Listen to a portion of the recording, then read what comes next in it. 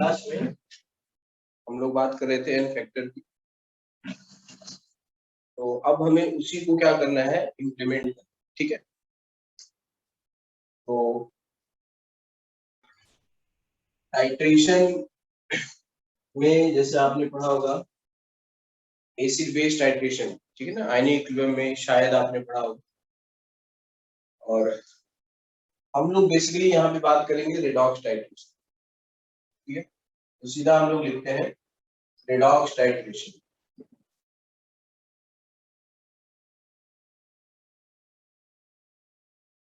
तो कुछ ऐसे जो होता है ना कि एपरेटस होता है इस टाइप से, ये स्टैंड होता है और इसके बेस पे यहाँ पे एक कोनिकल फ्लास्क ले, और इसके ऊपर जो होता है इसको बोलते हैं ब्यूरेट। तो ब्यूरेट में यहाँ पे ये रेगुलेटर लगा रहता है और इस ब्यूरेट पे रीडिंग्स बनी रहती है, मतलब ये कुछ ऐसा रहेगा। ठीक है, यहाँ पे रीडिंग्स रहती है।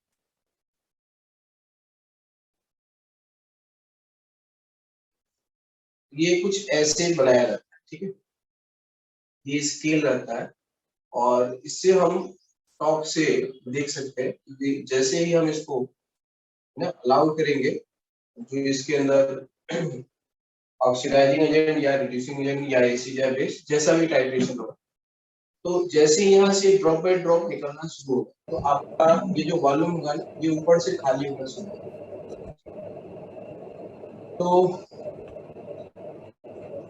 तो हम पता कर सकते हैं कि कितना वॉल्यूम यहाँ पे गया है ना, और उसको हम फिर से टाइप कर सकते हैं। तो टाइट्रेशन का मतलब क्या है कि इसके अंदर हम लोग क्या लेते हैं, अननोन सोल्यूशन लेते हैं। अननोन सोल्यूशन मतलब जिसका कॉन्सेंट्रेशन हमें नहीं पता है। अननोन सोल्यूशन का मतलब है इसका वॉल्यूम तो हम मेजर करके लेंगे ना, वॉल्यूम क्या करेंगे, मेजर करके लेते हैं और हमें पता होगा कि हमने कितना वॉल्यूम लिया है। जो फ्लास्क के अंदर, ये जो फ्लास्क है इसके अंदर ना एक पीपेट होता है। ठीक है, पीपेट कुछ इस टाइप से होता है और उसको जो है माउथ से सक करके इसमें भरा जाता है लिक्विड, ऐसा कुछ एक पीपेट होता है। ठीक है, तो इसमें भी स्केल होता है, तो अकॉर्डिंगली हम जितना हमें चाहिए। ठीक है ना, देखो टाइट्रेशन बेसिकली क्या है, एक एक्सपेरिमेंट। तो आप क्या करते हैं कि आप 10 ml लेते हैं एक बार, या 5 ml लेंगे या 10, mainly 10 ml most of the time ले जाते हैं। तो 10 ml लेते हैं, उसके बाद क्या करेंगे, इसके अंदर इंडिकेटर हो, ठीक है ना, जो कॉनिकल फ्लास्क है। ठीक है, तो कॉनिकल फ्लास्क में क्या होता है, एक इंडिकेटर होता है। कई बार क्या होगा कि इंडिकेटर की जरूरत नहीं होती, जैसे मैंने कल आपको बताया था ऑटो इंडिकेटर, जैसे केमोनोफोन हो गया, पोटेशियम डाइक्रोमेट हो, इसका अपना खुद का एक कैरेक्टरिस्टिक कलर है। जब वो रिएक्ट कर जाएगा तो निश्चित रूप से उसका कलर डिस्चार्ज हो जाएगा, डिक्लोराइज हो जाएगा। ठीक है, तो कुछ ऑटो इंडिकेटर होते हैं, कुछ जो रीजेंट होते हैं दे आर ऑटो इंडिकेटर, मतलब दे विल इंडिकेट। ठीक है ना, वो क्या करते हैं, वो इंडिकेट करते हैं कि उसका कितना मतलब रिएक्शन हो गया। तो ये अपरेटस होता है, ब्यूरेट है, कोनिकल फ्लास्क है। कोनिकल फ्लास्क में हम अननोन सोल्यूशन लेते हैं। अननोन सोल्यूशन क्या है, जिसका कॉन्सेंट्रेशन हमें नहीं पता। अननोन सोल्यूशन में मतलब हमें इसकी नॉर्मेलिटी नहीं मालूम है या इसकी हमें मोलरिटी नहीं मालूम, कोई भी कॉन्सेंट्रेशन टर्म नहीं मालूम। क्योंकि अगर आपको एक भी कॉन्सेंट्रेशन टर्म मालूम हो जाएगा तो आप सारे कॉन्सेंट्रेशन टर्म को क्या कर सकते हैं, रिलेट कर सकते हैं। हमने लिक्विड सोल्यूशन में थोड़ा बहुत आइडिया देखा था, परसेंटेज वेट बाय वेट है, वेट बाय वॉल्यूम है। ठीक, तो उससे हमने मोलरिटी मोलरिटी ये सब निकाला। अब यहाँ पे एक नया कॉन्सेंट्रेशन टर्म है, दैट इज कॉल्ड नॉर्मेलिटी। ठीक है, तो नॉर्मेलिटी और मोलरिटी में क्या डिफरेंस है, हमने बताया था कि मोलरिटी क्या होता है, number of mole dissolved in 1 litre solution, that is called molarity. Normality क्या होगा, number of gram equivalent. Gram equivalent आपको पता है कि सब्सटेंस का वो मास जो हाइड्रोजन के 1 ग्राम से रिएक्ट करता हो, ऑक्सीजन के 8 ग्राम से रिएक्ट करता हो, क्लोरीन के 35.5 ग्राम से रिएक्ट करता हो। ये तो पुरानी डेफिनेशन, बट नई डेफिनेशन रेडॉक्स के कॉन्टेक्स्ट में क्या होगा? सब्सटेंस का वो मास जो 1 मोल इलेक्ट्रॉन क्या करता हो, लूज करता हो या गेन करता हो, इन टर्म्स ऑफ रेडॉक्स, ठीक है ना। तो वो 1 इक्विवेलेंट होता है, और जो 1 इक्विवेलेंट का मास होता है उसी को हम लोग क्या बोलते हैं, इक्विवेलेंट वेट या ग्राम इक्विवेलेंट या इक्विवेलेंट मास, ठीक है। तो हमें यहाँ पे most of the time normality आपको इसके अंदर क्या होता है, नॉन सोल्यूशन होता है, मतलब हमें इसकी क्या मालूम होगी, नॉर्मलिटी मालूम होगी। ब्यूरेट में जो रहेगा, ठीक है ना, उसकी नॉर्मलिटी मोलरिटी जो भी है कोई एक आपको पता होगा, ठीक है ना। तो वो चीज जो ब्यूरेट के अंदर हम लेते हैं, ठीक है ना, उसको हम नॉन सोल्यूशन कहते हैं, हमें इसकी नॉर्मलिटी मालूम होती है, ठीक है। तो with the help of known solution, है ना, our task is to find the concentration of unknown solution, ठीक है, with the help of titration. तो टाइट्रेशन का मतलब है डूइंग एक्सपेरिमेंट। टाइट्रेशन का मतलब है कि हम दो रिएक्टेंट को आपस में रिएक्ट कराते हैं, और रिएक्ट कराने के बाद हम वो पॉइंट डिटेक्ट करते हैं, हम वो पॉइंट फाइंड करते हैं कि जब रिएक्शन कंप्लीट होता है। व्हेन ऑब्जर्वर यानी कि जो एक्सपेरिमेंट करने वाला है, स्टूडेंट, टीचर, जो भी वहां पे एक्सपेरिमेंट कर रहा है, when observer realises that the reaction is ended, means reaction is completed, that point is called end point, ठीक है। तो नॉर्मलिटी हमने बताया था, पहली बात इसको पहले सीख लेते हैं फिर नोट कर लेंगे। तो नॉर्मलिटी हमने बताया था क्या होता है, इक्विवेलेंट अपॉन वॉल्यूम, ठीक है। इक्विवेलेंट जो होता है सबसे इंपॉर्टेंट है ना, नॉर्मलिटी का जो फॉर्मूला है इक्विवेलेंट अपॉन वॉल्यूम, और इक्विवेलेंट क्या होगा, उल्टा कर लोगे, क्रॉस मल्टीप्लाई कर दो, नॉर्मलिटी इनटू। तो जब रिएक्शन सॉल्यूशन फेज में होगा तो इक्विवेलेंट के लिए आप किधर जाओगे, नॉर्मलिटी इनटू वॉल्यूम, क्योंकि हमारा मेन टास्क क्या होगा, इक्विवेलेंट को कंपेयर। याद करो मैंने बताया था कि अगर ये रिएक्शन है A plus B goes to product, ठीक है ना, अगर ये रिएक्शन है तो यहाँ पे क्या होगा, equivalent of A is equal to क्या लिखोगे, इक्विवेलेंट ऑफ बी। बहुत सिंपल, क्योंकि ये जो टाइट्रेशन है वो क्या है, वो केवल एक स्टेप में कंप्लीट हो रहा है, हमने इसको धीरे धीरे ऐड किया, इसके अंदर जो भी रीजन होगा वो उसके साथ रिएक्ट करेगा, एक वहां पे इंडिकेटर होगा या ऑटो इंडिकेटर होगा। इंडिकेटर क्या है पहले ये समझ, जैसे आपको बाइक चलाते हैं, गाड़ी चलाते हैं, तो क्या है कि आपके पास इंडिकेटर होता है, ठीक है ना, आपके पास दो इंडिकेटर होता है, लेफ्ट साइड का, राइट साइड, ठीक है। तो आप जैसे इंडिकेटर ऑन करते हैं तो आप दूसरों को, पीछे आने वाली व्हीकल को बताते हैं, इंडिकेट करते हैं कि अब मैं लेफ्ट या राइट टर्न होने वाला हूं। तो इंडिकेटर का भी यही काम यहाँ भी होता है, इंडिकेटर इंडिकेट करता है this is the moment at which reaction is stop, that is called indicator, ठीक है। इंडिकेटर का अपना कुछ स्पेसिफिक क्या होता है कि प्रॉपर्टी होती है कि जैसे ही रिएक्शन एंड होता है ना, तो उसका कलर में क्या हो जाता है, चेंजेस आ जाए, वो आपका उसका जो कलर होगा बदल जाए, तभी हमें समझ में आएगा। हम तो मॉलिक्यूलर लेवल पे तो हम एटम्स ना, ऑक्सीडाइजिंग एजेंट, रिड्यूसिंग एजेंट देख नहीं रहे, आंखों से दिखाई भी नहीं देंगे, ठीक है ना। हमें तो केवल सीधा सीधा दिखना चाहिए भाई इसका कलर पहले क्या था अभी क्या। जैसे ही कलर चेंज होगा हम मान लेंगे कि क्या हो गया, ये रिएक्शन हो गया, तुरंत इसको स्क्रू को टाइट कर देंगे, और यहाँ पे से मान लो यहाँ तक ये वॉल्यूम आया है, इतने वॉल्यूम को हम रीड कर लेंगे। इसका कॉन्सेंट्रेशन जो नोन है, जिसकी नॉर्मलिटी मालूम है, तो इसकी नॉर्मलिटी मालूम थी, और ये वॉल्यूम आपने निकाला, एंड पॉइंट पे इतना वॉल्यूम क्या हुआ, खर्च हुआ, ठीक है। तो नॉर्मलिटी इनटू वॉल्यूम से इसका ग्राम इक्विवेलेंट आ जाएगा। जैसे इसका ग्राम इक्विवेलेंट आएगा, हमें इसका वॉल्यूम पता होता है नीचे वाले पीपेट के थ्रू, ठीक है ना। तो पीपेट के थ्रू इसका हमको वॉल्यूम पता होता है, और इसका हम इक्विवेलेंट निकाल लेते हैं नॉर्मलिटी इनटू वॉल्यूम से, और दोनों को हम बराबर कर लेंगे। जैसे मान लो कि यहाँ पे ए है और इसके अंदर क्या था, बी था, इक्विवेलेंट ऑफ ए क्या होगा, नॉर्मलिटी इनटू वॉल्यूम, ये जो यूज्ड हुआ एट एंड पॉइंट, ठीक है ना, जो यूज्ड हुआ एट एंड पॉइंट वो है वॉल्यूम, ठीक है, normality into volume used eight and, ठीक है। एंड इज इक्वल टू क्या होगा, इक्विवेलेंट ऑफ बी, ठीक है ना। इक्विवेलेंट ऑफ बी क्या होगा, बी का इक्विवेलेंट वही लिखोगे, नॉर्मलिटी, ठीक है ना, जो कि अननोन था, ये हमें नहीं मालूम था, ठीक है ना, और इनटू वी, ठीक है ना, v क्या है, वॉल्यूम, जो कि हमने पहले मेजर करके लिया था, ठीक है ना। इसको क्या लिखा, हम इसीलिए लिख दे रहे हैं, मेजर करके, ठीक है ना, लिया था। ये आपको पहले से मालूम था कि मैंने पिपेट से यहाँ पे v का 10 ml लिया, ठीक है। तो दिस इज वेरी सिंपल, है ना, that is to find the concentration of unknown solution and this overall process is called titration, ठीक है। तो बस यही बात है, आप इसको थोड़ा सा नोट कर लेंगे, ठीक है।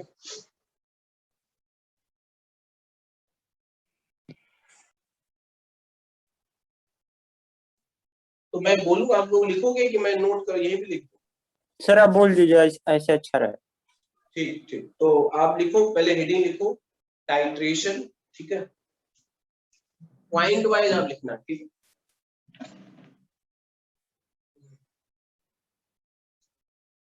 तो लिखेंगे titration is the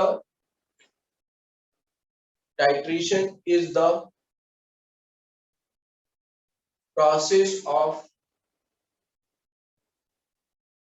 titration is the process of determination. Titration is the process of determination of concentration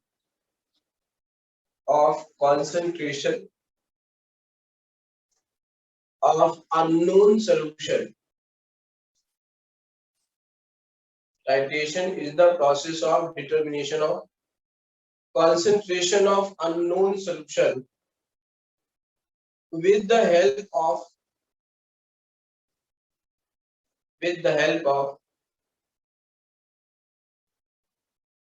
solution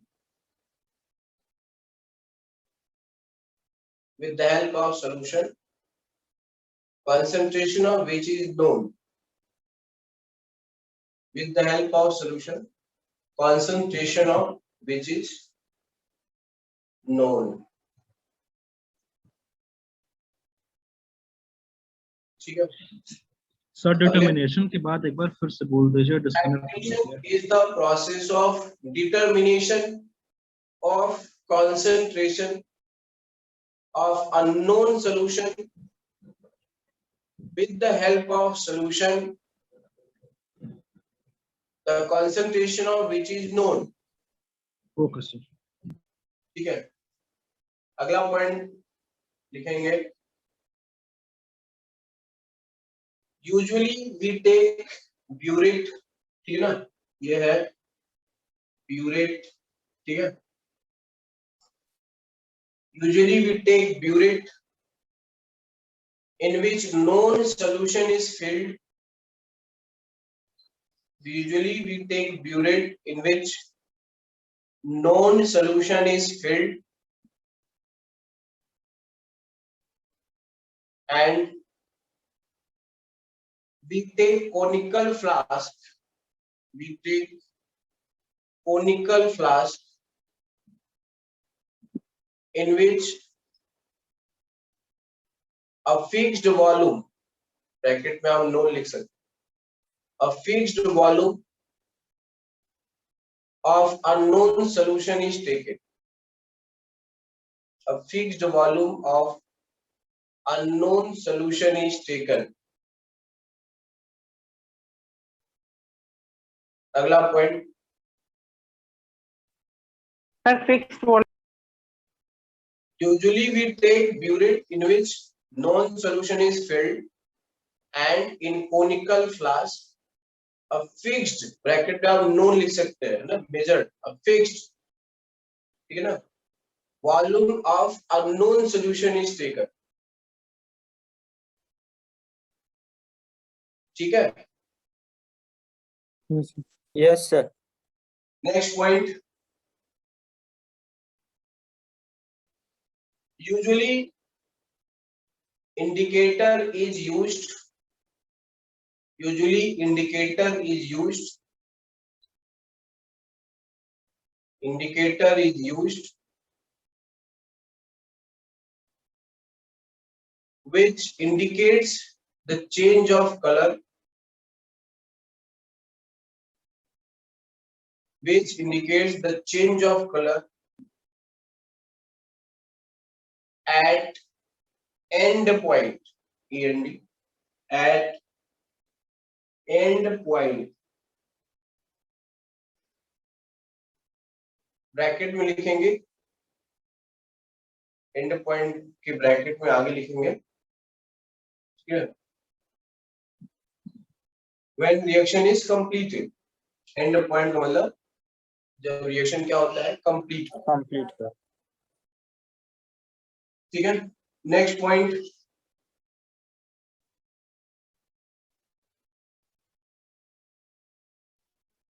known solution is gradually added drop by drop. Known solution is gradually added drop by drop.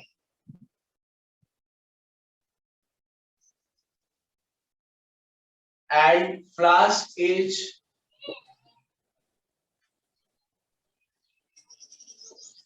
Yes sir. and flask is shaken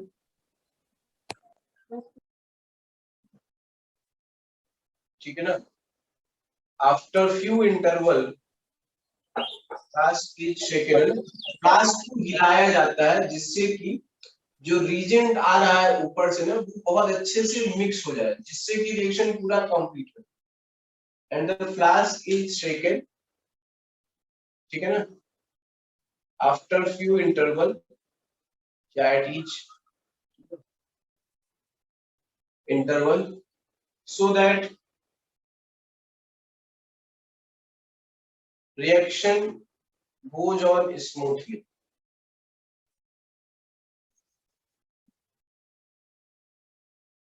Next point,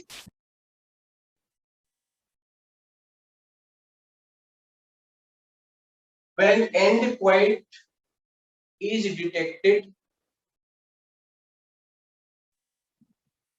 when end point is detected, addition of reagent is stopped,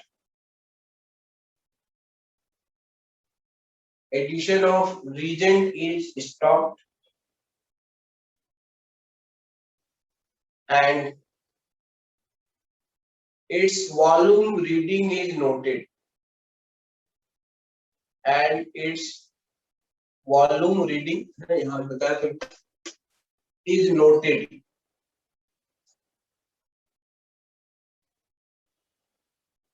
ठीक है। Next point, this experiment is repeated at least 3 times. This experiment is repeated at least 3 times. कम से कम 3 बार हम experiment करते हैं। This experiment is repeated at least 3 times, and actual reading will be taken as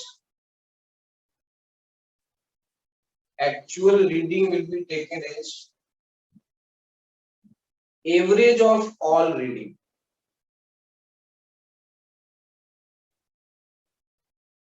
ठीक है, actual reading will be taken as average of all readings. कम से कम 3, आप 5 भी कर सकते हैं, 10 भी कर सकते हैं।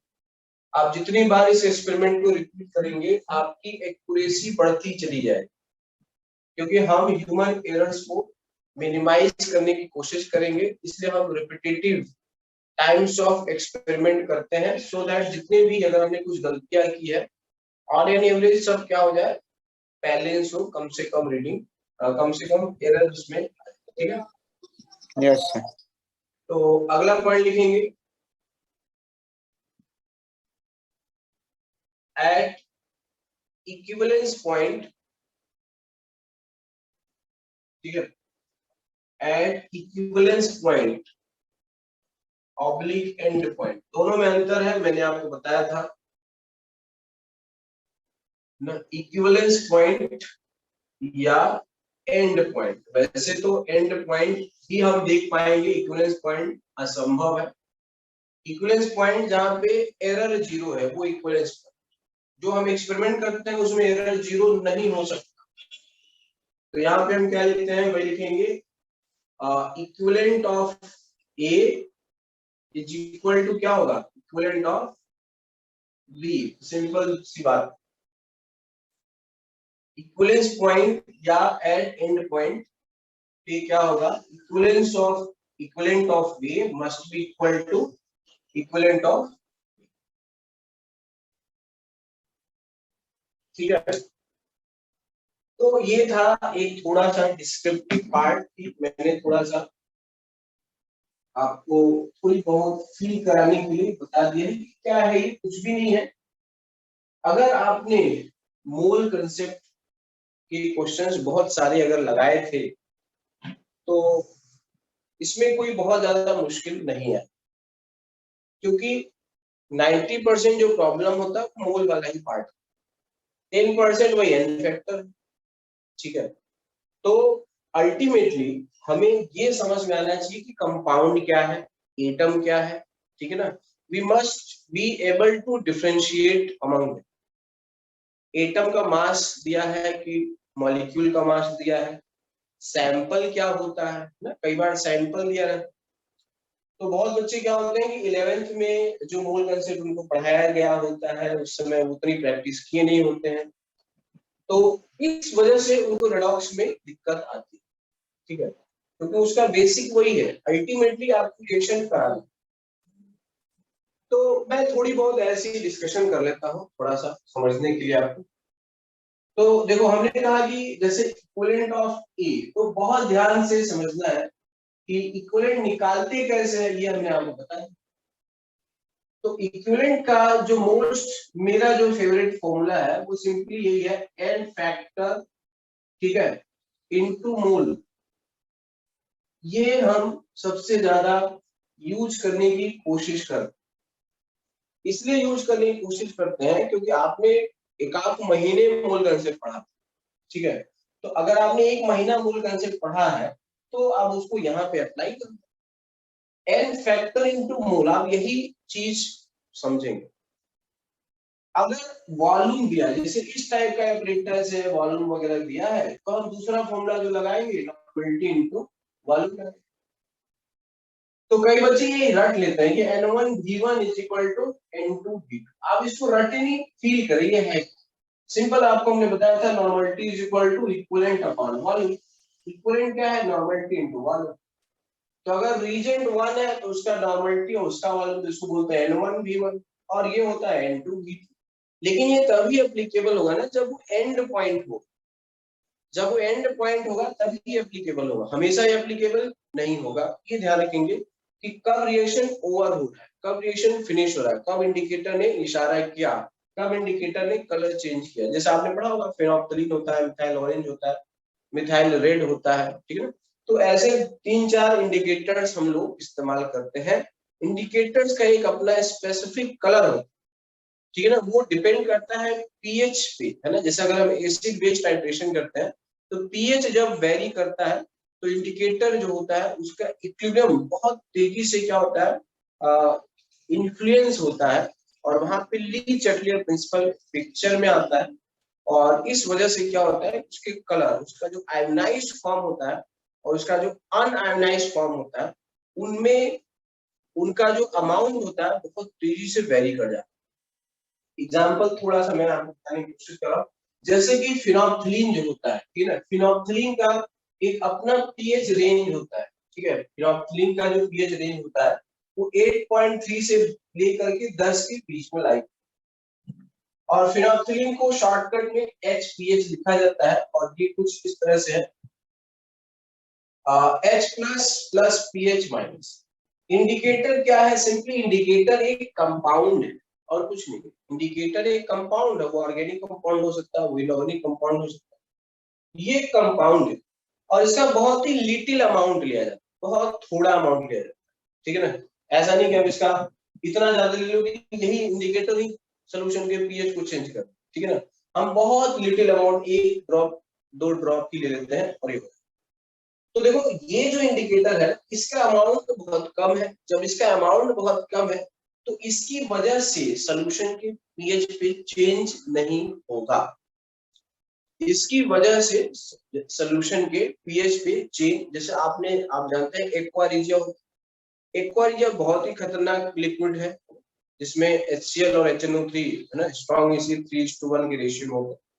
बट अगर एक्वा रिजिया को 1 ड्रॉप, ठीक है ना, आपने एक कुएं में डाल दिया, तो ऐसा नहीं हुआ कि वो जो कुएं का पानी है वो बहुत ही ज्यादा खतरनाक, क्योंकि आपने अमाउंट ही बहुत कम डाला है, बहुत ही ज्यादा अमाउंट उसका कम है।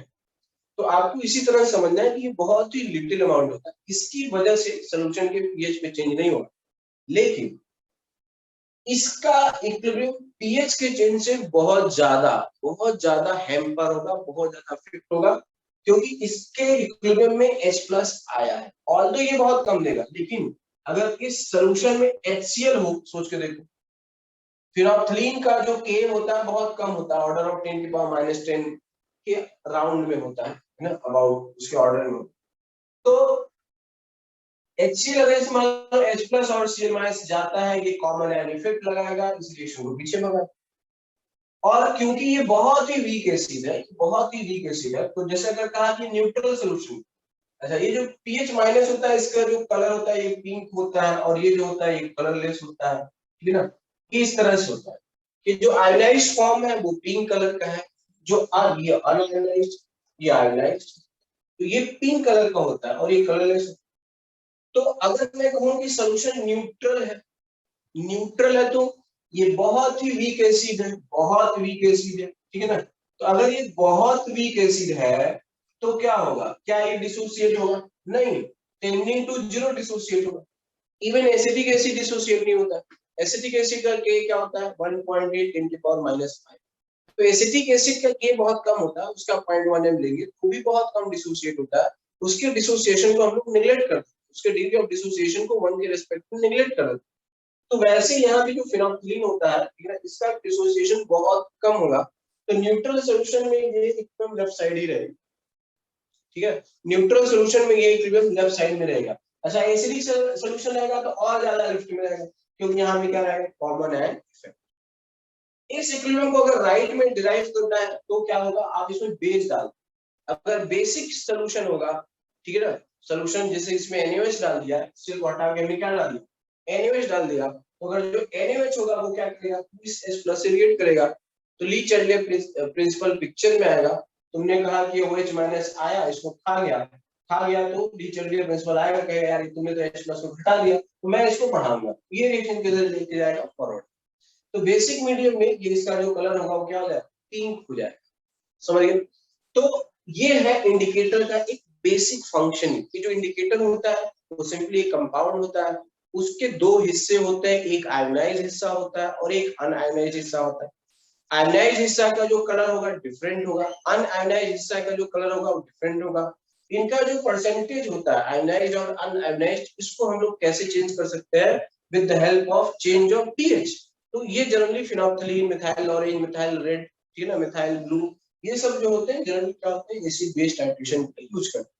रेडॉक्स टाइट्रेशन में हम लोग बेसिकली क्या करते हैं, ऑटो इंडिकेटर ये होता है, जैसे पोटेशियम डाइक्रोमेट है, पोटेशियम डाइक्रोमेट खुद ही ऑरेंज कलर का होता है, ठीक है ना, जैसे ही वो रिएक्ट करेगा उसका कलर डिस्चार्ज हो जाएगा।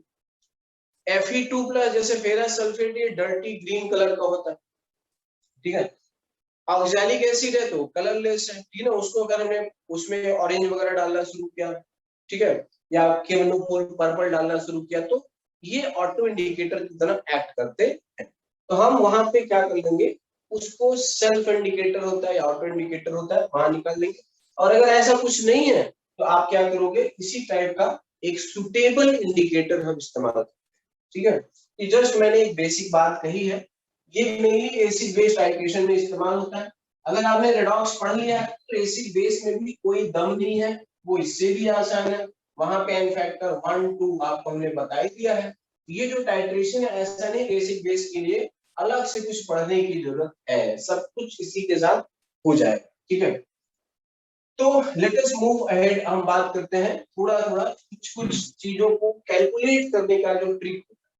पहले तो ये समझ लो यार, अभी भी बहुत लोगों के बीच में डाउट होता है, जैसे देखो एटम क्या है इसको समझ में आना चाहिए, मॉलिक्यूल क्या है इसको समझ में आना चाहिए।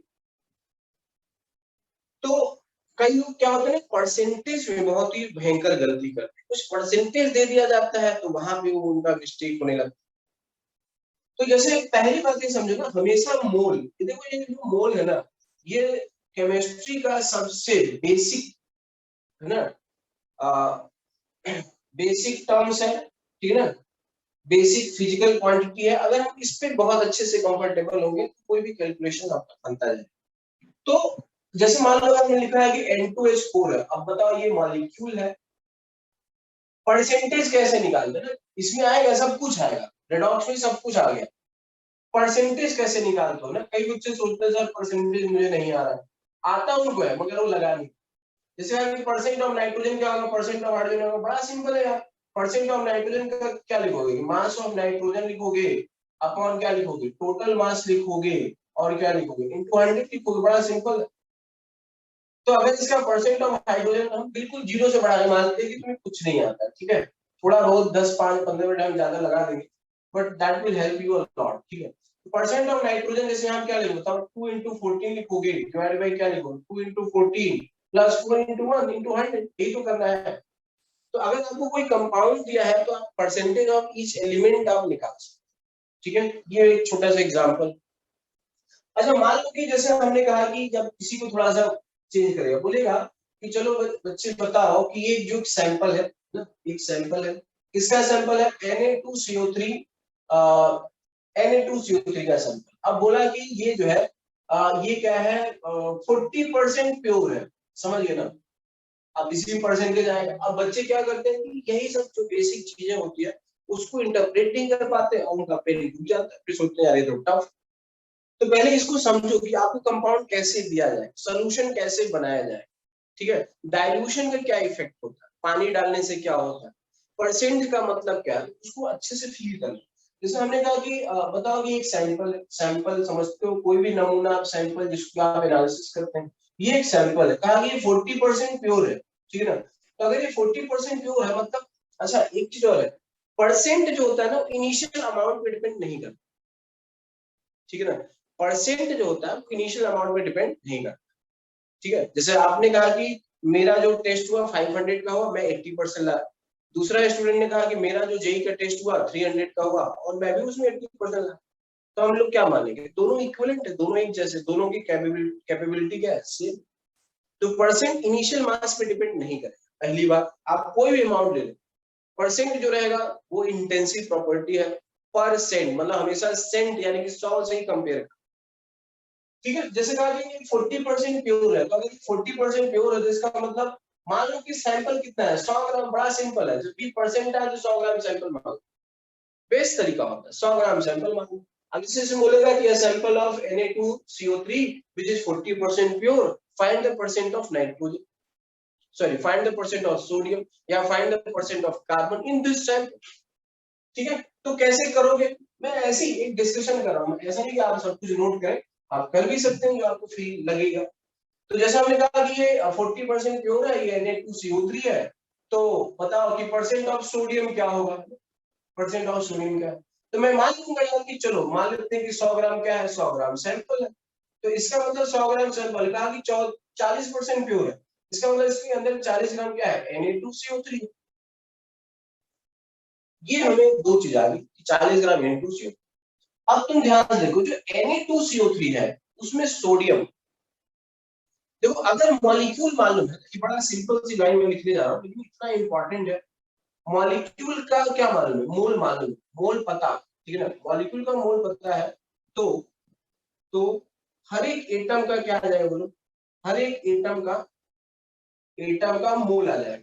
देखो ये मैं, इसमें कई लोग हंस भी सकते हैं कि सर ये क्या लिख रहे हैं, तो हमें भी पता, बट इसको यूज ही नहीं कर पाते हैं लोग, ठीक है ना, इसको यूज ही नहीं करता, मैं इसको घेर के लिख रहा हूँ। आपकी सबसे बड़ी दिक्कत ये होती है कि आप इसको अप्लाई नहीं कर पाते। जैसा आपको हम लिक्विड सॉल्यूशन बताया था, आपने बोला था कि mass of solution plus mass of solvent is equal to mass of solution, बहुत बेसिक चीज है बट उसको लगा नहीं पाते। तो सेम यहाँ भी आप गलती करते हैं, तो मॉलिक्यूल का मोल पता है तो हर एक एटम का मोल आता है। कैसे देखो, ये 40 ग्राम किसका दिया, 40 ग्राम किसका दिया, Na2CO3 का दिया, तो Na2CO3 का मास दिया है, तो क्या Na2CO3 का मोल आ जाएगा, बोलो। Yes. Yes sir. 40/106 यही तो लिखोगे, जी सर। ठीक है। तो अगर ये इसको लिख लेना, मतलब ये गलती करोगे अच्छे क्वेश्चन में यही सब मिलेगा। हम कोई भी क्वेश्चन में मोल मान लेंगे, कोई भी क्वेश्चन टाइट्रेशन को ना मोल मान लो, 90% प्रॉब्लम ऐसी तुरंत चुटकी में निकल जाए, बस एन फैक्टर से मल्टीप्लाई करते जाना, खत्म हो जाए कहानी। तो 40 ग्राम Na2CO3 है, तो ये बोला कि भाई Na2CO3 का मास 40 ग्राम है, तो Na2CO3 का मोल कितना है? 40/106। क्या है कंपाउंड का मोल आ गया? यस। तो अगर कंपाउंड का मोल आया तो क्या सोडियम का मोल आ गया? ऑब्वियसली। सोडियम का मोल क्या होगा बोलो? सोडियम क्या लिखे मैं? बोलो 40/106। ये किसका मोल है? ये तो Na2CO3 का है। अब इसमें Na2CO3 में सोडियम कितना गुना है? बोलो 2 गुना है ना, देखो 2 गुना है। ये बात समझते नहीं है, सीधे 2 से मल्टीप्लाई। ये हमने क्या निकाला? Mole of sodium. आया कि नहीं? बोलो। यस यस मैं जीरो से समझा रहा हूँ, बोरिंग तो नहीं लग रहा है? नहीं sir. No, sir. No sir. ठीक ठीक। तो हमने कहा कि अगर आपको मॉलिक्यूल का मोल पता है, हमेशा किस पे फोकस करोगे? मोल। ठीक है, मोल पता है तो हर एक एटम का मोल आ जाए। देखो जैसे आपके पास मोल आया, जैसे हमने कहा कि Na2CO3 है ना, एक सैंपल था 40% प्योर था, ठीक है। तो बताओ सोडियम कितना परसेंट? मैं कैसे प्रोसीड करूंगा? कि सैंपल का मास 100 ग्राम मान लेता हूँ। 100 ग्राम अगर सैंपल है तो 40 ग्राम इसमें सोडियम कार्बोनेट है। 40 ग्राम सोडियम कार्बोनेट है तो सोडियम कार्बोनेट का मोल आ जाएगा। सोडियम कार्बोनेट का मोल आ जाएगा तो सोडियम का भी मोल आ जाएगा, कार्बन का भी मोल आ जाएगा, ऑक्सीजन का भी मोल आ जाएगा, ठीक है। तो सोडियम का मोल आ गया। तो सोडियम का अगर मोल आ गया तो जैसे आपके हाथ में मोल आता है तो सब कुछ आ जाता है ना। मोल के लिए आप क्या लिखते हो बता? मोल लिखते हो मास इन ग्राम, ठीक है, अपॉन मोलर मास। जैसे ही मोल आया तो मोल में अगर मॉलिक्यूलर मास से मल्टीप्लाई करो तो मास इन ग्राम ही तो आएगा। यहाँ देखो सोडियम का मोल आया, सोडियम का मोल आया तो सोडियम का एटॉमिक मास कितना है? 23। 20। सोडियम का मास आ गया, सोडियम का मास है। ये मास कितने में बोलो? 100 ग्राम में ही तो है, यही तो परसेंट होगा। Are you getting this? Yes sir. Yes sir. ठीक है। तो परसेंट देखो इसी में आप गड़बड़ी कर दो, इसलिए मैं थोड़ा सा डिस्कस कर लेता हूँ ना, हम लोग पास टाइम बहुत है, इसलिए आप उसकी चिंता न करो, ठीक है। बाकी वीडियो तो हम देते ही रहेंगे। तो मोल ऑफ सोडियम आप निकाल लो कि अगर कंपाउंड का मोल आया तो एटम का मोल आया। एटम का मोल जैसे निकलेगा एटम के एटॉमिक मास से मल्टीप्लाई, है ना। ऐसा नहीं कि यहाँ तो सोडियम यहाँ पे 2 मल्टीप्लाई कर दियो, ऐसा नहीं कि 23 गुना 46 करना है, ऐसा नहीं, ये तो बहुत ही ब्लंडर होगा। तो सोडियम ये एटम का, हमने क्या लिखा? मॉलिक्यूल का मोल पता है तो एटम यहाँ पे लिखा है। एटम हम डिफरेंशिएट करें चीजों, एटम का मोल आएगा तो अगर एटम का मोल आया तो एटम का मास निकालोगे, एटम का मास निकालोगे तो mole into molar mass. Molar mass कितना है? 23। ये सोडियम का क्या आएगा? मास आएगा, तो सोडियम का परसेंट आएगा। क्लियर हुआ? ठीक है। Yes sir. Yes sir. ठीक। अब देखो जैसे मोल आया तो मोल में ये तो मोल कंसेप्ट में ये बहुत बार आता है, mole into molar mass is equal to mass in gram. ये इतनी बार यूज होता है, मतलब 100 क्वेश्चन लगाओगे तो 50 क्वेश्चन में ही निकालना हो। मोल इनटू मोलर मास, मोल इनटू मोलर मास, मास इन। दूसरा जो होता है मोलैरिटी इनटू वॉल्यूम। ये कब होगा? जब लिक्विड सॉल्यूशन वगैरह दिया है। देखो जब ड्राई कंडीशन में रिएक्शन कराया जाए, ड्राई कंडीशन मतलब सीधा तौला, इसको बोलते हैं ग्रेविमेट्रिक एनालिसिस, है ना। तो ग्रेविमेट्री मतलब वेट करके किसी तरह उसमें रिएक्शन कराया जा रहा है, जैसे भी हीट किया जा रहा हो, कुछ भी किया जा रहा हो, हमें उससे मतलब नहीं। तो ये ड्राई कंडीशन में वेइंग है ना, ग्रेविमेट्रिक एनालिसिस, मोल इनटू मोलर मास, मास इतना। दूसरा दूसरा जो सॉल्यूशन की बात हो तो मोलैरिटी इनटू वॉल्यूम। आपको हमने क्या बताया? मोलैरिटी क्या होता है? N/V। यहाँ से तो मोल निकाल, तो जैसे ही आपका मोल आया तो मोल आया तो मोलैरिटी इनटू वॉल्यूम। अगर एक पता होगा तो मोलैरिटी आ जाए, मोलैरिटी पता होगा तो वॉल्यूम आ जाए, ठीक है। दूसरा बाकी तो फॉर्मूला आपने पढ़ा होगा। मोल क्या होता है? Volume of gas. ये गैस के लिए होता है, कई बच्चे कहीं भी लगा देते हैं। Volume of gas at STP upon 22.4 22.7। अब STP जो लिया क्या होगा? STP अगर 1 एटमॉस्फेयर 0 डिग्री सेल्सियस तो इससे डिवाइड करोगे, ठीक है ना, और अगर 1 बार वाला है तो इससे डिवाइड करोगे, जैसा वो बोलेंगे वैसा।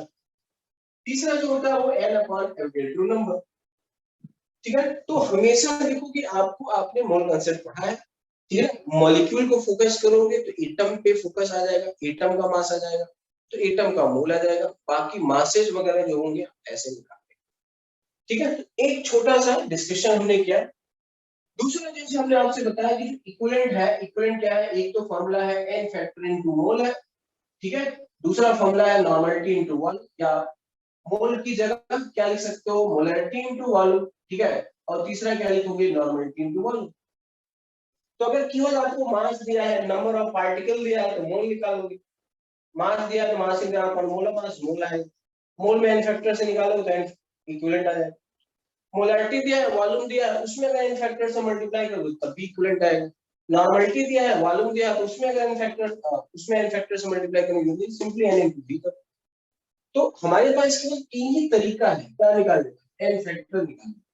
अब आपकी कोशिश होगी कि जो सैंपल है, चीजों को क्या करना है, सेग्रीगेट करते जाना है, कौन सी चीज क्या है, कौन किससे रिएक्ट कर रहा है, सैंपल 100% प्योर था कि 50% प्योर था, क्या था वो, ठीक है। अब जैसे मान लो कि इसी में हमने लिखा कि चलो एक ऐसा सैंपल है जिसके अंदर क्या है कि दोनों है ना, Na2CO3 भी है प्लस NaHCO3 भी। ऐसे क्वेश्चन खूब आए हैं, एनसीईआरटी में भी दिया हुआ है ना, लिक्विड सॉल्यूशन में भी हमने इस पे क्वेश्चन एक दिया था, देखा था। तो ऐसा कुछ सैंपल रहेगा, बोलेगा कि चलो इसका 1:2 मोल रेशियो है, या कुछ भी क्या इनको मासेस दिया है ना, ये 50% प्योर है, तो 50% प्योर है तो 100 ग्राम मान लेना, 50 ग्राम में यही दोनों लोग हैं, बाकी 50 ग्राम क्या है, अनवांटेड इनर्ट मटेरियल। इनर्ट क्या, जैसे सिलिका है, मिट्टी है, ऐसी कोई चीजें है ना, हम लोग क्या करते हैं, माइनिंग करके चीजों को निकालते हैं, उसमें बहुत सारी फालतू चीज होती है जिसको हम लोग अनवांटेड मटेरियल या उसको गैंग पार्टिकल या मैट्रिक्स बोलते हैं, मेटलर्जी में आप लोगों को ये सब पढ़ाया। तो इसमें क्या होता है, बहुत सारी फालतू चीजें होती है, इसीलिए वो बोला जाता है कि इतना ही परसेंट प्योर है। आप जो प्योरिटी है उसके अकॉर्डिंग उनके मासेस को आप क्या करोगे, कम करोगे, ठीक है। तो अब हम लोग कुछ थोड़ा सा एक सिस्टमैटिक तरीके से आगे बढ़ते हैं, और मैं जो है कुछ कुछ छोटे छोटे क्वेश्चन जो है एग्जाम्पल के रूप में करता हूँ, जिससे आप ये चीजें समझ। तो जैसे मान लो हमने कहा बहुत छोटा छोटा क्वेश्चन है, जैसे है कि फाइंड, पहले तो इक्विवेलेंट निकालना सीखते हैं, ठीक है ना। फाइंड नंबर ऑफ, ठीक है ना, equivalent present in the following. हमारा जो मेन एम क्या है, इक्विवेलेंट ही निकालना है, क्योंकि जैसे ही इक्विवेलेंट आएगा दोनों के इक्विवेलेंट को इक्वेट करना है, n1v1 n2v2, या n factor into mole of 1 is equal to n factor into mole of 2, ठीक है। तो पहला क्वेश्चन याद है, जैसे हमने कहा कि 2 ग्राम NaOH है, ठीक है ना, 2 ग्राम NaOH, ठीक है, 2 ग्राम NaOH सिंपल मास दे दिया है, क्या हम इसका इक्विवेलेंट निकाल सकते हैं, ठीक है। आप इसको नोट भी करते रहेंगे। तो 2 ग्राम NaOH है, ठीक है, तो सबसे पहले कहां जाओगे, मोल पे आओगे, मोल क्या आएगा, 2/40 आएगा, मास इन ग्राम अपॉन मोल, ठीक, मोल आएगा। और इक्विवेलेंट क्या लिखोगे, सीधा लिखोगे n फैक्टर इनटू मोल, ये तो होगा, बताओ n फैक्टर क्या है, 1 इनटू 1/, ये 0.0, बड़ा सिंपल। तो अगर किसी कंपाउंड का मास दिया है, ठीक है ना, तो मोल निकाल लोगे और मोल आ गया, इक्विवेलेंट आ गया, n फैक्टर इनटू मोल, इक्विवेलेंट है ना। n फैक्टर हमने खूब पढ़ा है, इसमें हमने 2 क्लास लगाई। सेकंड लेते हैं, बी पार्ट है,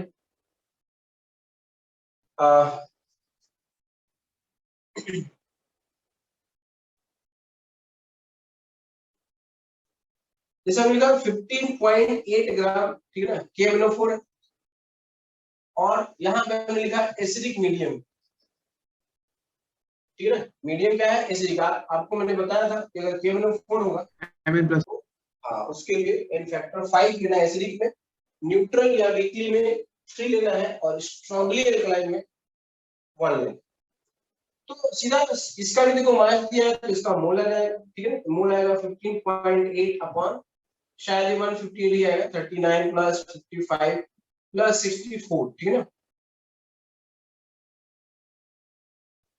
ठीक है, ये आएगा 158, ये क्या आएगा 0.0, 1, ठीक है। या इक्विवेलेंट क्या है, n फैक्टर इनटू मोल, n फैक्टर इनटू मोल लिखो। n फैक्टर कितना है, n फैक्टर है 5 into 0.1 is equal to 0.5।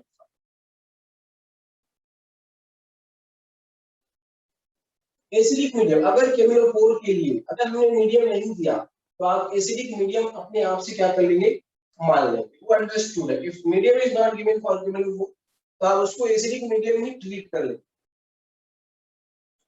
ठीक है। अगर नहीं दिया है तो हम एसिडिक मीडियम ट्रीट करें। अगला जैसे है सी पार्ट लेते हैं कि find total equivalent, find total equivalent of H plus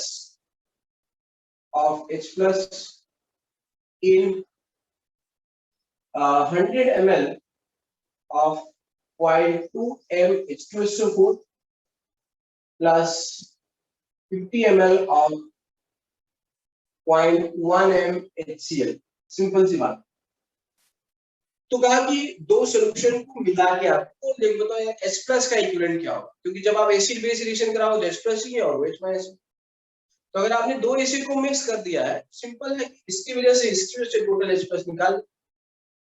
तो आपको मैंने क्या बताया, इक्विवेलेंट का फॉर्मूला क्या है, लिख लो। जब भी कुछ ना है ना, कुछ ना समझ तो फॉर्मूला लिख के बैठ जाओ।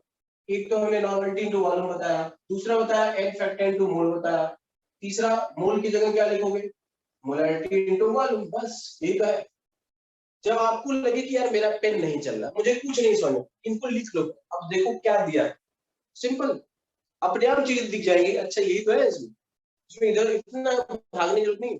केमिस्ट्री में बहुत लिमिटेड कंसेप्ट होते हैं, बहुत लिमिटेड फॉर्मूले होते हैं। तो जो आपको नोन है ना वो लिख लो, जो डेटा दिया है ना वो लिख लो, ठीक है ना। 80% प्रॉब्लम यहीं से टैकल हो जाए, केवल लिखोगे तभी आपको समझ आएगा क्या दिया है क्या नहीं। तो देखो हमने क्या पूछा, find total equivalent of H plus. बताओ लॉ ऑफ केमिकल इक्विवेलेंस क्या है, कि अगर किसी कंपाउंड का जो इक्विवेलेंट होगा वही क्या होगा, उसके अंदर जितने भी स्पीशीज होंगे सबके इक्विवेलेंट क्या होंगे, सेम होंगे। लॉ ऑफ केमिकल यही कहता है, लॉ ऑफ केमिकल इक्विवेलेंस, कि सबके number of gram equivalent of reacting species क्या होते हैं, सेम होते हैं। वो किसी कंपाउंड के लिए भी ट्रू होगा, वो किसी रिएक्शन के लिए भी ट्रू होगा। कंपाउंड भी तो रिएक्शन से ही बनता है, ठीक है। तो ध्यान से देखो, यहाँ पे देखो कौन सा फॉर्मूला लगाए हो, अप्लाई होगा यही वाला होगा, बोलो। तो बताओ H2SO4 का एल फैक्टर क्या है, 2 है, ठीक है ना। Equivalent of H plus is equal to क्या होगा, equivalent of H plus by या फ्रॉम H2SO4, ये तो होगा क्योंकि दोनों को जोड़ा है ना जी, plus equivalent of H plus from HCl, ठीक है। दोनों को जोड़ा है तो दोनों को जोड़ देंगे, सिंपल, ठीक है। तो equivalent of H plus from H2SO4 क्या लिखोगे, n factor into molarity into volume. तो यहां ध्यान रखना ये किसमें होता है, लीटर में होता है, यहां पे दिया है ml, ठीक है। तो क्या लिखोगे, n factor into molarity into volume, किसके लिए, H2SO4 का, plus n factor into molarity into volume किसका, HCl का। बस n फैक्टर है 2, मोलैरिटी कितना है 0.2, वॉल्यूम कितना है 100, यानी कि 0.1। आप चाहे 100 into 10 की पावर -3, ये लीटर में होता है, याद होना चाहिए आप। प्लस यहाँ पे इफेक्टिव कितना है 1, ठीक है, इनटू कितना है 50 इनटू 0.1 इनटू 10 की पावर -3। क्यों किया, ये ml में था इसलिए उसको, बस सिंपल। तो total equivalent of H plus ही है। हर क्वेश्चन में आपका अल्टीमेट जॉब क्या है, इक्विवेलेंट फाइंड करना, या उसको मिली इक्विवेलेंट भी आप बोल सकते हैं। मिली इक्विवेलेंट कब बोलोगे, जब ये वॉल्यूम के ml में छोड़ दोगे तो मिली इक्विवेलेंट हो जाएगा। 1 इक्विवेलेंट इज इक्वल टू 10 की पावर 3 मिली। यहां तक कोई डाउट है किसी को? तो आप इसको नोट कर सकते हैं, स्क्रीनशॉट ले सकते हैं, ठीक है। अगला देखते हैं। अब हम कुछ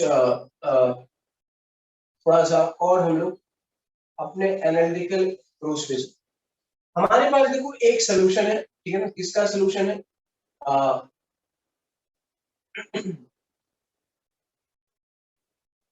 ये ऑक्सैलिक एसिड का सोल्यूशन, ठीक है, H2C2O4 है और इसका कंसंट्रेशन दिया है 0.2 है और ये 10 ml, ठीक है। अब मैं क्या करूंगा कि इसमें जो है सबको बारी बारी से, हमारे पास ऑक्सीडाइजिंग एजेंट का बहुत सारा लिस्ट है, मैं सबको लिख रहा हूँ। हमारे पास KMnO4 है, K2Cr2O7 है, ठीक है ना, HNO3 है, H2O2 है, ठीक है, और लेड डाइऑक्साइड है, ठीक है। तो मैं क्या करूंगा कि इसी सैंपल को, ठीक है ना, इसके साथ रिएक्ट कराता हूँ, इसी सैंपल को इसके साथ रिएक्ट कराता हूँ, इसी सैंपल को इसके साथ रिएक्ट कराता हूँ, इसी सैंपल को इसके साथ और इसके साथ। तो देखो मैंने आपको KMnO4 के बारे में बता दिया है, नहीं दिया है तो आप उसको एसिडिक मीडियम मानो। KMnO4 का जो एन फैक्टर है वो कितना है, 5 है। K2Cr2O7 का एन फैक्टर 6 याद है। Cr2O7 2 माइनस किस में जाता है, Cr प्लस में जाता है, ठीक है। Cr का प्लस 12 आ जाएगा, 2Cr का प्लस 6 आ जाएगा, एन फैक्टर यहाँ पर क्या है, 6, ठीक है। HNO3 ये भी थोड़ा सा आप लिख लें, मैं आपको बता रहा हूँ ना, ये मत टेंशन लेना कि सर आपने इसका नहीं बताया था, इसके नहीं बताया, क्वेश्चन में आपको दिया है तो मैं आपको दे दे रहा हूँ कि जो कॉन्सेंट्रेटेड HNO3 ये हमेशा, कॉन्सेंट्रेटेड HNO3 हमेशा किस में जाता है, NO2 में जाता है, ये नॉलेज। बाकी का डाइल्यूट HNO3 रहेगा तो किसी में भी जा सकता है, वो N2 में जा सकता है, वो N2O में जा सकता है, वो अमोनिया में जा सकता है। बट अगर कॉन्सेंट्रेटेड HNO3 होगा ये रिड्यूस होके NO2 में जाता है, ये नॉलेज के लिए है, बट आपको ये सब चीजें दे दी जाएंगी, ठीक है। ले H2O2 हमने आपको बताया था कि जब ये केवल ऑक्सीडाइजिंग एजेंट होगा तो एन फैक्टर 2, यहाँ पे आपको पता होना चाहिए कि ये रिड्यूसिंग एजेंट है, ठीक है। Lead dioxide inert pair effect शायद आपने पढ़ा होगा, ठीक है। PbO2 ये +4 में होता है, ये one of the strongest oxidizing agent में से एक होता है, ये 2 इलेक्ट्रॉन लेता है और Pb+2 में कन्वर्ट। तो जो लेड डाइऑक्साइड होता है इसका जो एन फैक्टर होता है ये 2, ये दिया जाएगा, डोंट वरी। जो हमने आपको बताया है स्टैंडर्ड, आपसे क्या उम्मीद की जाती है, केवल दो चीजें, कौन कौन, एक KMnO4 और K2Cr2O7, बस ये दो चीज उम्मीद की जाती है।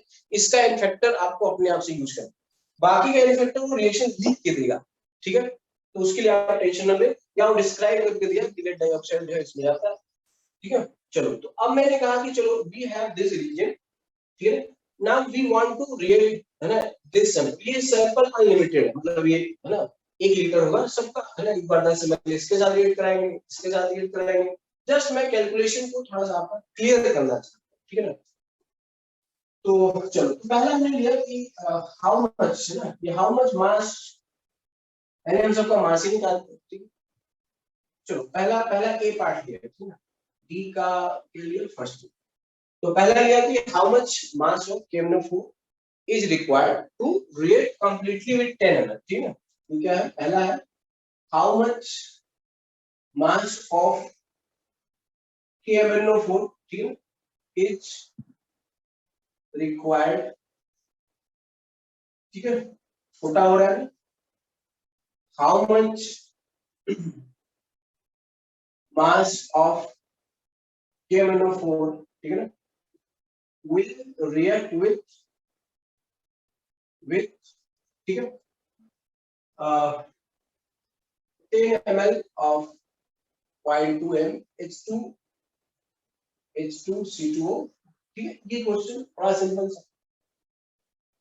तो क्या करोगे, बस ये लिखोगे, क्या लिखोगे, इक्विवेलेंट ऑफ KMnO4, ठीक, बस एक ही फॉर्मूला है, इक्विवेलेंट ऑफ H2C2O क्या है, तो इक्विवेलेंट ऑफ KMnO4, ठीक है ना, क्या होगा, n फैक्टर इनटू मोल। तो पहला फॉर्मूला तो मुझे यही याद होता है, मैं यही लिखूं n फैक्टर इनटू मोल, और यहाँ पे देखो मास पूछा है, मास पूछा है तो मोल पे जाना, और इक्विवेलेंट ऑफ H2SO4 इसको भी लिखो n फैक्टर इनटू मोल, मोल की जगह क्या लिख सकते हो लोग, n factor into molarity into मोल।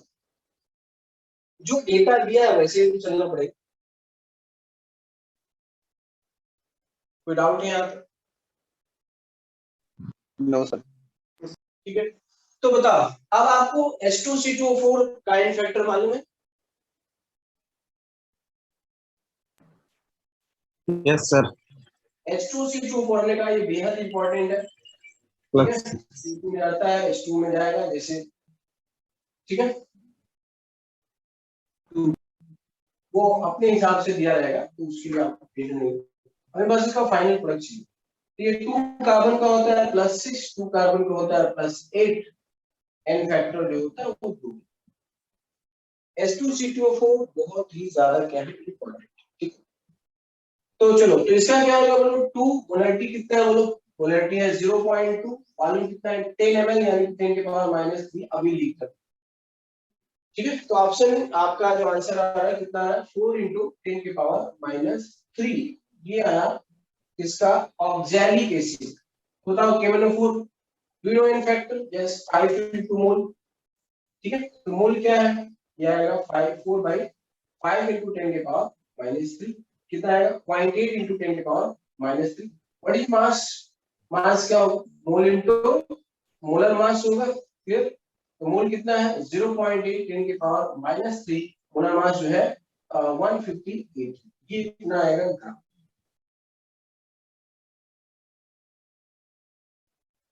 ठीक है। तो चलो मैंने मान लिया कि ये W1 है, ये W2 है, ये W3 है, ये W4 है और ये W5 है। तो आपको क्या करना है, W2 W3 W4 W5 calculate करना, अभी करो फिर मैं सभी को फटाफट। एन फैक्टर इसका देखोगे तो ये 1 आएगा, HNO3 का एन फैक्टर 1 आएगा, ठीक है ना, क्योंकि +5 से +4 में जाता है। इसका एन फैक्टर 2 है, इसका एन फैक्टर 2 है, इसका एन फैक्टर 6, फटाफट करके दिखाओ।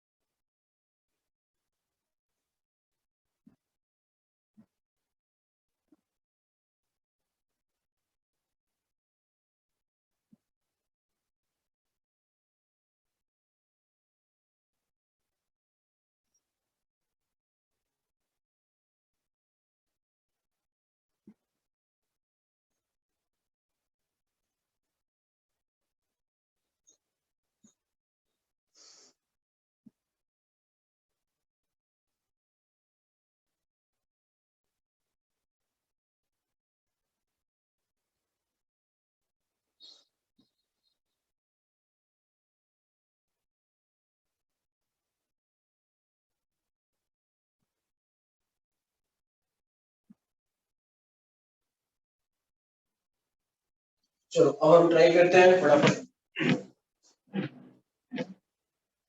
तो देखो हमने आपको बता दिया है कि ऑक्सैलिक एसिड, अब क्योंकि ये सेम चीज जो है 1 by 1 इसके साथ टाइट्रेट किया जाता है, ठीक है। तो अच्छा, इसमें अगर एक मैं मॉडिफाई कर लूं कि PbO2 का जो सैंपल है ना, PbO2 कितना है, 60% प्योर है, ठीक है ना। इसमें देखो थोड़ा फंसा दे, इसका W5 क्या हो, इस क्वेश्चन को थोड़ा मॉडिफाई कर।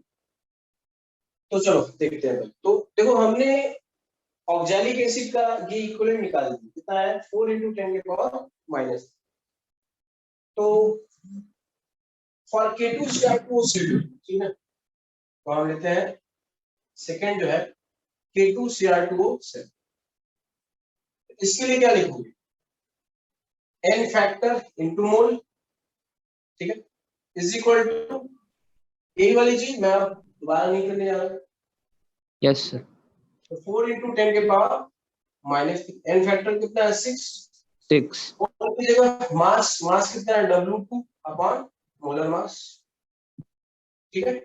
K2Cr2O7 का मोलर मास दिया रहेगा, हम निकालेंगे 4 × 10 के पावर, तो W2 जो आ गया क्या है 4/6 × 10 के power -3 into molecular weight of K2Cr2O7। ये सेकंड है, ठीक है। थर्ड के लिए बहुत इजी है, कुछ नहीं है, एक बार बस समझ में आ जानी चाहिए। तो थर्ड में HNO3 एंड फैक्टर कितना है 1 है, ठीक है। थर्ड के लिए क्या लिखना है, 1 × mole of HNO3 is equal to क्या आएगा 4 × 10 के पावर -3, और इसका है W3 अपॉन मोलर मास 63 आ जाएगा, 4 × 10 के पावर -3 W3 आ जाएगा 63 × 4 × 10 के पावर कितना ग्राम है। W4 4 के लिए चलता है, H2O2 है, यहाँ भी आएगा 2 × mole of H2O2 is equal to 4 × 10 के पावर। हमने सेम चीज को अलग अलग कराया है ना, बहुत सारे क्वेश्चन बनाने की बजाय मैं बहुत सारी बातें समझ रहे, ठीक है। तो ये हो जाएगा, तो n फैक्टर 2 होता है इसका, और 2 × W4 अपॉन मोलर मास निकालोगे तो 34 आ जाएगा, 4 × 10 के पावर माइनस, W4 इज 34 × 2 68 × 10 के पावर 3 ग्राम या 68 मिलीग्राम। अब जो अगला है कि PbO2, ये जो सैंपल है वो 60% प्योर है, तो इसका कितना मास, ये मतलब ये जो सैंपल है ना वो कितना खर्च, ठीक है। तो कैसे करेंगे, तो सर जितना रिएक्ट करेगा वो निकाल लेंगे और फिर उसको 60% ऑफ कोल दिखा देंगे। हाँ सिंपल है, परसेंटेज बस लगा देना इसमें। तो फोर्थ में फिफ्थ में, ठीक है, तो ये हो जाएगा n फैक्टर 2 है, ठीक है, into mole is equal to 4 × 10 के पावर -3, ठीक है। तो मान लेते हैं कि जो PbO2 है, ठीक है, हमें इस सैंपल का मास बताना है, समझ में आ रहा है? तो W5 is the mass of sample. तो मान लो कि उसमें जो PbO2 है वो कितना है, वो x ग्राम है, ठीक है। तो ये जो x है वो है क्या, W5 का 60%। हाँ 60%, x is equal to 0.6 W5, बस ये समझ में आया। Yes, sir. Yes sir. ये जो सैंपल है ये सैंपल W5 है, ठीक है ना। अब इसमें हमने मान लिया कि x ग्राम क्या है, PbO2 है, बट जो PbO2 100% नहीं है, 100% होता तो x वैल्यू W5, बट ये जो है वो 60%, x की वैल्यू क्या है 60% ऑफ W5, बस। तो यहाँ पे आप लिखोगे 2 × ठीक है ना, या सीधा मोल निकाल लो यहाँ से, मोल कितना आ गया 2 × 10 के पावर -3, ठीक है। मास कितना है पॉइंट कितना 6W5 अपॉन लेड डाइऑक्साइड का 208 और 32 240, ठीक है। 240 240 इज इक्वल टू 2 into 10 की पावर। इस तरह से प्योरिटी अगर दे दिया गया तो कैसे डील करना है। मान लो कि W5 सैंपल का मास 60% है तो इसका मास इतना हो, यहां से आपको निकल जाएगा सीधा सीधा W5। कोई कंफ्यूजन नहीं आता? No sir. नहीं सर। अब थोड़ा सा चीजों को और हम इलेबोरेट करेंगे। जैसे कई बार आपको जो क्वेश्चन दिया जाएगा कि एक सैंपल लिया जाएगा, उसको पहले डिसॉल्व किया जाएगा, ठीक है। क्यों डिसॉल्व करता है, मैंने बताया था डिसॉल्व करने से क्या होता है, वो उसके जो पार्टिकल होते हैं फ्री हो जाते हैं रिएक्शन के लिए, और हम उसका अलग अलग जो अभी टाइट्रेशन का मेथड बताया, अलग अलग सैंपल लेके 10-10 ml 10-10 ml कई बार रीडिंग लेते हैं और जो भी हमारी एरर होता है उसको मिनिमाइज करते हैं। इसी वजह से हम लोग सोल्यूशन बनाते हैं, ठीक है ना। तो जैसे मान लो कि हमने कहा कि सपोज कर लो कि से मान लेते हैं कि 10 ग्राम जो है FeSO4, ठीक है, 10 ग्राम FeSO4, इसको हमने क्या किया, इसको हमने डिसॉल्व, ठीक है, डिसॉल्व। पहले प्रोसेस समझ, स्टूडेंट क्या होता है ना, प्रोसेस ही नहीं समझ पाते, इसलिए क्वेश्चन नहीं बन पाता। देखो वो एग्जामिनर कैसे चीजों को प्रेजेंट करता है आपके साथ। अगर 10 ग्राम FeSO4 डिसॉल्व किया, कहां पे डिसॉल्व किया, से मान लो 500 ml, ये 500 ml सोल्यूशन में डिसॉल्व किया 10 ग्राम FeSO, ठीक है। फिर उसके बाद बोलेगा कि चलो इसको डिसॉल्व कर लिया, ठीक है। अब मैं इसको क्या करूंगा, इसका मैं 20 ml लिया, ठीक है, 20 ml हमने इसमें लिया, ठीक है, ऐसे इस 500 ml का हमने 20 ml। अब फिर ऐसा हो सकता है इस 20 ml को, ठीक है ना, चलो पहले यहां तक कर लेते हैं, अभी पहले यहां तक समझो। अब कहा कि इसका जो 20 ml है उसको हम क्या करते हैं, 10 ml KMnO4 से क्या करते हैं, रिएक्ट कराते हैं, ठीक है, इन एसिडिक मीडियम। तो अब देखो क्वेश्चन कैसे बनेगा कि 10 ग्राम FeSO4, ठीक है, is dissolved in 500 ml solution, ठीक है, 20 ml of which, ठीक है, reacts completely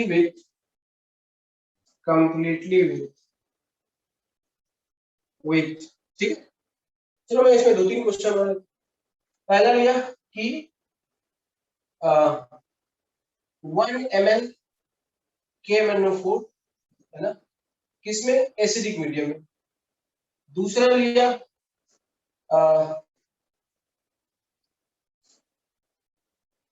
2.5 ml K2Cr2O।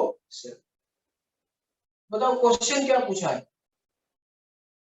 Question guess करो क्या पूछेंगे हम।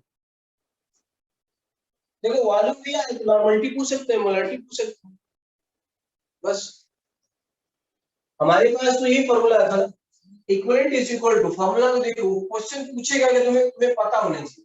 ये है, दूसरा क्या है, नॉर्मलिटी इनटू वॉल्यूम, तीसरा क्या है, factor into molarity into volume.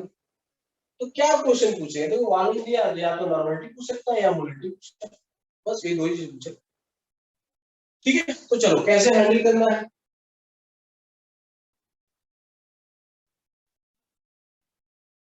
तो ध्यान से देखो। तो इसमें क्या है कि 1 ml KMnO4 in acidic medium. तो अब इसको समझो कि 10 ग्राम FeSO4 को हमने डिसॉल्व किया, ठीक है, तो सॉल्यूशन का 500 ml बना। तो अब देखो ध्यान से, ये जो 10 ग्राम है पूरे 500 ml में था, समझ गए, बोलो। Yes sir. हाँ, तो ये जो 10 ग्राम जो FeSO4 है ये तो पूरे 500 ml में है, और अगर इसका हम 20 ml लेंगे तो क्या पूरा 10 ग्राम FeSO4 इस 20 ml में आएगा, नो सर। नहीं आएगा। No, पूरा sir. सॉल्यूशन होमोजेनियस मिक्सचर है, पूरा 500 लोगे तब 10 ग्राम आएगा, इतना समझ में आया। Yes sir. तो या तो तुम यहाँ पे मोल निकालो, मान लो एक वैल्यू क्या है, आयरन का 56 और ये, ठीक है, तो कितना है 96 और ये, तो 152 ग्राम, ठीक है ना, 152 ग्राम है इसका मोलर मास, ठीक है। तो मैं इसको सिंपली थोड़ा आसान कर लेता हूँ, मैं इसको 15.2 ग्राम ले लेता हूँ, ठीक है ना, थोड़ा आसान है। ए की वैल्यू जो होगी कैलकुलेशन से, बस हमें मेथड समझ। तो 15.2 पहले तो ये निकालेंगे, 15.2 अपॉन 152 मतलब ये क्या था, 0.1 मोल था। तो इसके बहुत सारे तरीके, तो 0.1 मोल ये था, 0.1 मोल को इसमें घोल दिया, तो 500 ml में 0.1 मोल है, तो 20 ml में यूनिटरी मेथड डालोगे, ठीक है ना। देखो 500 में कितना है, 0.1 है, तो 1 में कितना होगा, 0.1 बटे 500, तो 20 में कितना होगा, 20 इंटू 0.1 अपॉन 5। क्या तो समझ में? Yes unitary method. दूसरा तरीका क्या था, देखो हम इसकी मोलैरिटी निकाल सकते हैं, 0.1 अपॉन 0.5 कैसे, 500 ml मतलब 0.5 0.5 0.2 आ गया। एक तो ये तरीका है, ठीक है। और फिर मोल निकालो, मोल इन 20 ml क्या लिखोगे, क्या लिखोगे मोल का फॉर्मूला, मोलैरिटी इनटू क्या है, यस तो मोलैरिटी है 0.2, वॉल्यूम कितना है 20 इंटू 10 के पावर -3, कितना है 4 इंटू 10 के पावर -, ठीक है। यहाँ पे देखो तो वही आएगा, करके देखो ये क्या है 2 अपॉन 500, ठीक है, ये भी वही आएगा 4 इंटू 10 के पावर। बोलो ये बात समझ में आई? यस सर अल्टीमेटली एक बार हमारे फिर से बता पास दीजिए इसको, सर फिर से ये समझ ही नहीं आया। फिर से बता दीजिए। अच्छा देखो इसीलिए हम बता रहे हैं, समझ में आता नहीं, क्वेश्चन समझना बहुत जरूरी। देखो फिर से समझो कि हमारे पास एक सैंपल था, कितना था 15.2 ग्राम FeSO4, ये था, कितना समझे। यहाँ पे मैंने मोल निकाल लिया, मोल तो निकाल ही नहीं, 15.2 अपॉन 150 इज 0.1, यहाँ तक कोई दिक्कत नहीं सर। अब इसमें हमने क्या मिला दिया, 500 ml पानी मिलाने के बाद हुआ ना, पानी थोड़ा कमी मिलाया हमने, ये एक सोल्यूशन बना। सोल्यूशन में 0.1 मोल है, 0.1 मोल FeSO4 है, क्लियर। और ये जो है 500 ml, यहाँ तक कोई डाउट है? No sir. this mass of FeSO4 is dissolved in 500 ml, ठीक है, 10 ग्राम मैंने टेक इसमें 15.2 को लेकर, तो 15.2 ग्राम FeSO4 is dissolved in 500 ml, 20 ml which reacts complete, ये क्वेश्चन। तो अब इस 500 ml में अगर 0.1 है तो 20 ml में तो आ ही जाएगा ना, सॉल्यूशन तो होमोजेनियस मिक्सचर। आपको कोई मेडिसिन मिलता है तो डॉक्टर क्या करता है, एक एक चम्मच आपको लेना है ना, आपको कफ होता है तो बोलता है चलो 1 कप सिरप आप 1 चम्मच सुबह शाम लेते, तो उसमें जो इंग्रेडिएंट है, जो मेडिसिन है, वो पूरे बॉटल में उसका कोई अमाउंट होगा, उसका 1 स्पून लोगे सिर्फ 5 ml का है, तो 5 ml में क्या होगा, उसका उतना ही रहेगा। मान लो अगर 300 ml की बॉटल है, उसमें कुछ 1 मोल डिजॉल्व है, 5 ml डाल दोगे। तो सेम यहाँ भी वही करना है कि 0.1 मोल को हमने घोल दिया, अब ये बॉटल की मेडिसिन बना दिया, अब इसका 20 ml देंगे रिएक्शन, ठीक है। तो दो तरीका है, एक तो यूनिटरी मेथड से जा सकते हो, ठीक है, 20 ml, ठीक है, सिंस चूंकि 500 में कितना था 0.1 था, इसलिए एक में कितना होगा 0.1 बटे 500, इसलिए 20 में कितना होगा, ठीक है, 20 इंटू 0.1 अपॉन 500। एक तो ये तरीका है। दूसरा तरीका है, मैं इसी मोलैरिटी निकाल लेता हूँ, मोलैरिटी क्या लिख देता हूँ, N अपॉन V, ये तो पढ़ा है ना हम लोगों ने, बोलो। तो N की वैल्यू कितना है 0.1 अपॉन 0.5, वॉल्यूम लीटर में है ना, वाइन, बोलो यहाँ तक ठीक है Sir, once more. गधे हो बिल्कुल, सर क्लियर है सर, क्लियर है। वंस मोर यहाँ पे कुछ वो चल रहा है गाना, क्लियर है सर। 0.1 मोल डिसॉल्व, गधे मोलैरिटी निकाले, यहाँ पे मोलैरिटी क्या होगा, मोल अपॉन वॉल्यूम, ये समझा यूनिटरी मेथड वाला। हाँ सर समझ यस अब इसमें क्या दिक्कत है, इसका दूसरा तरीका बताना है कि चल इसका कंसंट्रेशन निकाल लो, तो कंसंट्रेशन क्या लिखोगे, N अपॉन V तो होगा, हाँ सर यस Yes, sir. निकाला तो तुम्हें तो डू मानना चाहिए, M is equal to N upon V, 0.1 upon 0.5, 0.2 आ गया, ठीक है। अब इसने कहा कि ये जो सोल्यूशन है, क्या सोल्यूशन, देखो ये है 0.2 FeSO4, समझ गए? इसका हम 20 ml लेते हैं, बताओ तो इसमें कितना मोल आएगा? मोलारिटी मोल का फॉर्मूला क्या पढ़ा है जी? मोल होता है मोलारिटी इंटू वॉल्यूम, लीटर नहीं पढ़ा है? यस वही हम बता रहे हैं कि आपके पास एक तो था पैरेलल, यूनिटरी, है ना, कॉमन सेंस, फटाफट कर सकते हो यार, ये तो 20 ml में, 50 ml में, 0.1 में, 20 में कितना। दूसरा कि मैं इसकी मोलारिटी निकाल लेता हूँ, मोलारिटी आ गया तो मोलारिटी इंटू वॉल्यूम कर लूंगी तो मोल आ जाएगा। ये एक जो सैंपल है, ठीक है, इसके अंदर 0.1 है, 0.1 मोल था, 500 ml था, इसका हमने मोलारिटी निकाला, मोलारिटी कितना आया? 0.2। अब इस सॉल्यूशन का 20 ml लिया, ठीक है, 20 ml लिया तो मोल कितना होगा? मोल कितना आया ये नहीं निकालोगे? ये सर समझ गए हैं। लिक्विड सॉल्यूशन पढ़ाया था हमने, बताया था बच्चे, आपको मोलारिटी मालूम है तो इसका मतलब 1 लीटर में इतना मोल है, 1000 ml में इतना मोल है, तो 20 ml में कितना मोल होगा? खूब डेफिनेशन कराई थी, बहुत सारे क्वेश्चन कराए, उसके बावजूद ये दशा है ना? तो इस सॉल्यूशन के 20 ml लिया ना, तो मोलारिटी 0.2 है, तो हमने क्या कहा था, ये भी बताया था, देख कि 0.2 है मतलब 0.2 मोल पर लीटर, फिर कहा था इसको ब्रेक कर ले, 0.2 मोल कितने में है? 1000 ml में, यही तो है, तो 20 ml में कितना होगा? समझ में आया? दूसरा तरीका, मोल क्या होता है? Mole is equal to molarity into volume in litre. Molarity कितना था? 0.2, मोल कितना, वॉल्यूम कितना, 20 ml, 0.2 इंटू 20 इंटू 10 के पावर -3, 4 इंटू 10 के पावर -3। इसी वजह से हमको रिडॉक्स में दिक्कत आती, क्यों? क्योंकि एलिमेंट्री चीजें पे ध्यान दिए नहीं। बोलो ठीक है, आगे बढ़े आप? Yes sir Yes, sir. चलो, तो हाँ, अब सर। मैं देखो दोनों तरीके से बता दिया हूँ, फिर भी डाउट है तो आपस में डिस्कस कर लेना। हमने दो, एक तो यूनिटरी मेथड है यार, कितना सॉल्यूशन होमोजेनियस मिक्सचर, हर चीजें यूज होती है ना, जो बेसिक चीजें हैं वो हर जगह आती है। तो चलो मैंने मोल निकाल दिया, ठीक है ना? तो हमारे पास जो है, फिर से मैं यहाँ पे बना रहा हूँ, ये था 15.2 ग्राम, फिर ये इसको बनाया 0.1 मोल, कितने में था? 500 में था। फिर इससे हमने इसका 20 ml लिया, 20 ml लिया, ठीक है ना, टेकन। तो यहाँ पे मोल कितना है बोलो? मोल आ गया 20/500 इंटू 0.1 और मोलैरिटी इंटू वॉल्यूम, दोनों तरीके से मैं लिख दे रहा हूँ।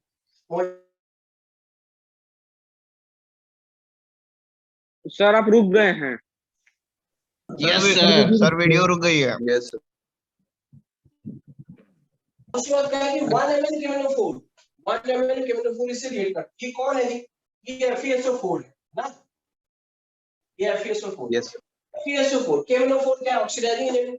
तो FeSO4 ऑब्वियसली क्या होगा? रिड्यूसिंग एलिमेंट, बताया भी, लिस्ट भी किया था। तो Fe+2 आयरन की दो ही ऑक्सीडेशन स्टेट होती है जी, एक होता है Fe+2, दूसरा होता है Fe+3।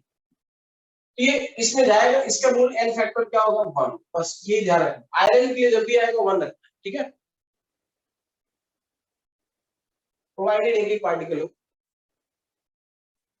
तो देखो मोल निकल आया, मोल आया 4 × 10⁻⁻3, एन फैक्टर आया, इसे मल्टीप्लाई कर दो, ठीक है?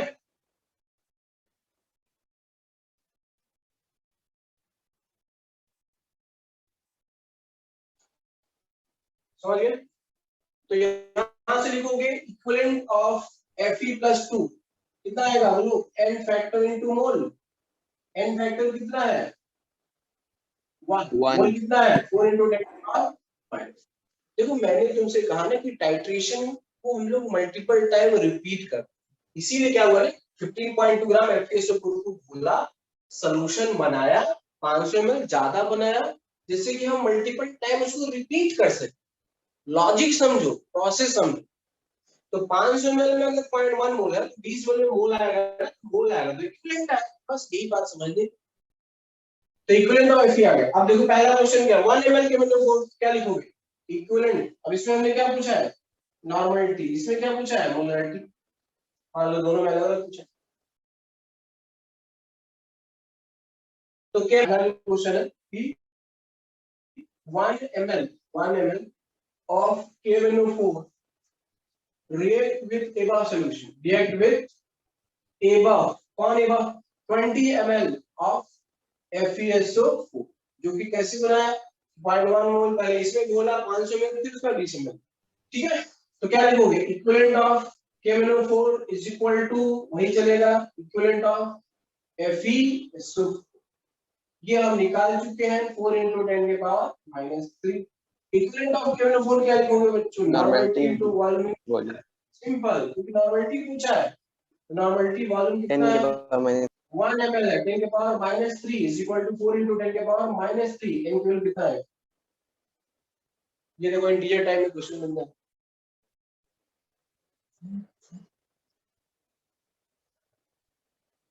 परफेक्ट कोई डाउट है किसी को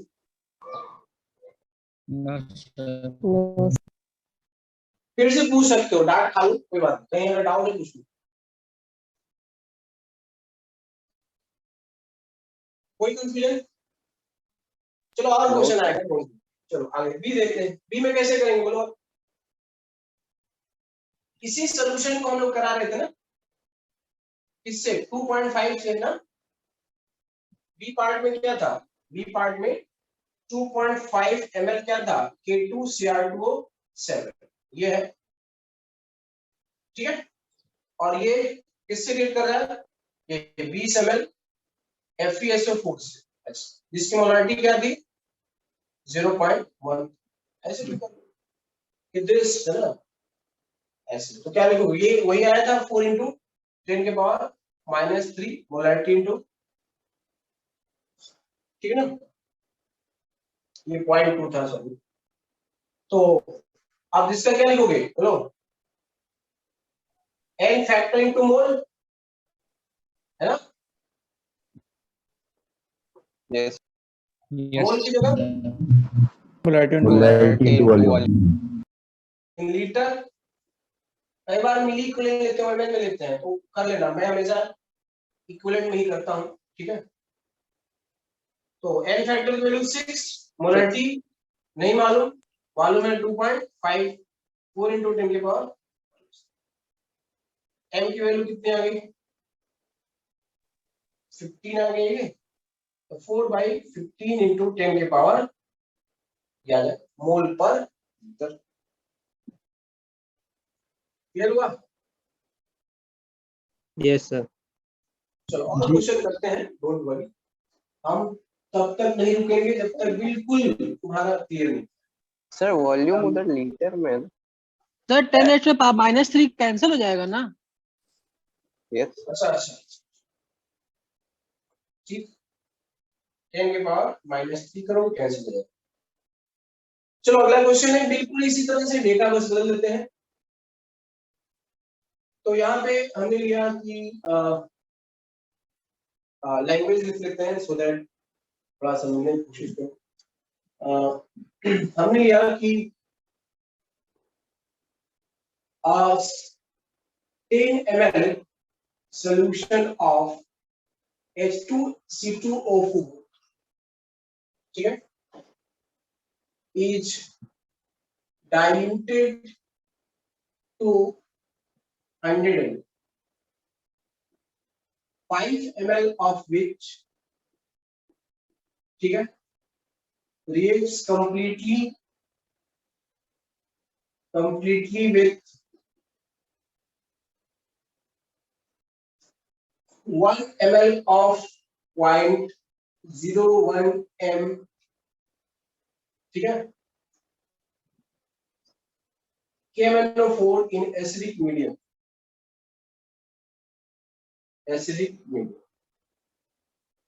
find molarity of oxalic acid find normality of H2C2O4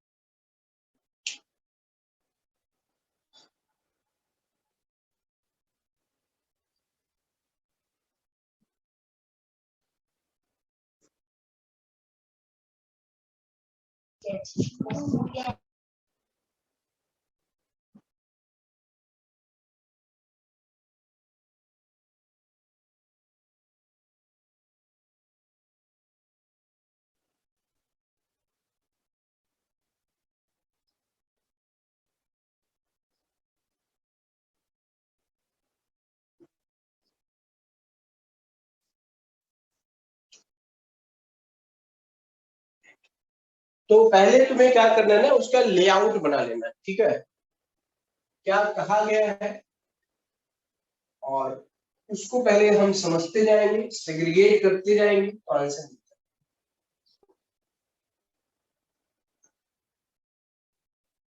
देखो पहले था हमारे पास सैंपल था 10 ml, 10 ml, इसके अंदर H2C2O4 अभी नहीं पता है कि इसमें क्या है ना। मान लो इसके मोल मान लो, है ना, एज्यूम कर लेते, एज्यूम क्या है, ए मोल कहाँ पे है इसके अंदर, कोई डाउट? सिंपल, मोल मान लो, हमेशा कोई भी क्वेश्चन में मोल मान लो, जब भी कुछ भी पूछे मोल मान लो, सब कुछ निकल आए। तो देखो कहा है कि 10 ml solution of H2SO4 is diluted to 100 ml, मतलब इसमें पानी मिला दिया जी, पानी मिला दिया तो ये कितना होगा बोलो, ये 100 ml हो चुका, 100 ml बोलो, विदाउट है। अच्छा यहाँ पे H2C2O4 कितना मोल होगा? ए मोल ही होगा सर, है A मोल, ए मोल होगा सर, ए मोल होगा एग्जैक्टली, क्योंकि पानी तो मिला है ना, मोल तो सेम रहेगा, ठीक है। यस अब इसका हम कितना ले रहे हैं, इसका हम 5 ml ले रहे हैं, 5 ml लिया, बोलो, तो इसमें जो ऑक्जेलिक एसिड है वो कितना है? 100 में ए है तो 5 में कितना होगा, यूनिटी मेथड 5/100 गुणे ए, बोलो yes sir, yes, ठीक ना। जुबानी कैलकुलेशन चलता है, अगर आता है तो ओरली बता सकते, 100 ml में ए है तो 5 ml कितना होगा, सीधा 1/20, हाँ, A/20 विदाउट या 0.05 A, ठीक है। यस सर, अब देखो क्या कहा कि अब ये जो है ना, ये 1 ml KMnO4 के साथ रिएक्ट करता है एसिडिक मीडियम में, ये जो 20 ml था, ये जो 20 ml लिया, सॉरी 5 ml जो लिया, ये जो 5 ml लिया, जिसमें ऑक्जेलिक एसिड इतना है, क्या है ये, मोल है, ठीक है। तो क्या लिखोगे बोलो, equivalent of H2C2O4 in 5 ml is equal to, क्या लिखोगे, इक्विवेलेंट ऑफ KMnO4, जिसके साथ रिएक्शन करा है उसके साथ इक्विवेलेंट को इक्वेट करेंगे। What is equivalent of KMnO4? N factor 5, to mole, N factor into molarity into volume। N factor क्या होता है, 5, मोलरिटी है 0.01 into volume 1 into 10 की पावर -3। कोई डाउट है? नो सर, और इक्विवेलेंट ऑफ H2C2O4 क्या होगा बोलो, N factor into mole, N factor कितना है बोलो, 2.05 A, यहाँ पे कितना है 0.1, A की वैल्यू कितनी आ गई,